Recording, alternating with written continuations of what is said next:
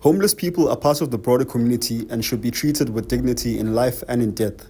This was the overarching sentiment conveyed at a moving tribute for 4 homeless people who passed away in recent weeks. The management of a local shelter organized the memorial service held at the St. Peter's Catholic Church in the Point area and drew in nearly 100 homeless people to the service to bid a farewell to their departed friends. Payless Shelter's Jennifer Fisher said those who have found themselves on the streets are homeless but not hopeless.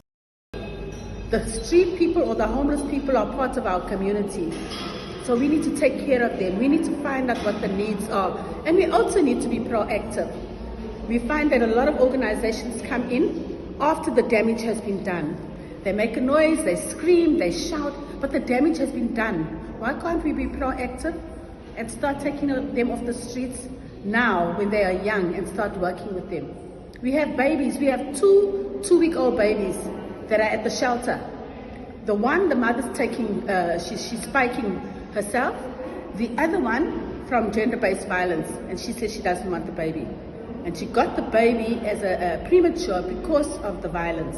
Now she doesn't want to have the baby. Now we have to work with this person. We have to do psychosocial counseling. We have to do referrals. We have to love them. 54-year-old physiotherapist Ester Kwitegetse spoke on how she found herself living in the shelter. People may seem that people who live in the shelter, they are drug addicts, alcohol abuse, and they are scums of the earth. But it's not all that. It's not all that everyone who's living in the shelter is addicted to drugs or is addicted to alcohol.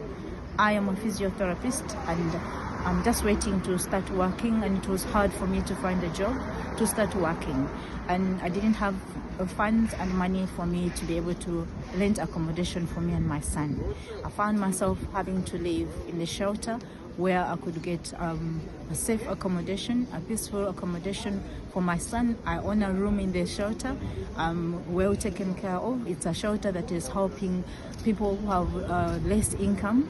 You can live there and work and be able to save. It can give you an opportunity to save if you're serious going back in community and be able to recap what you have lost. This news broadcast was brought to you by the Rising Sun Digital team.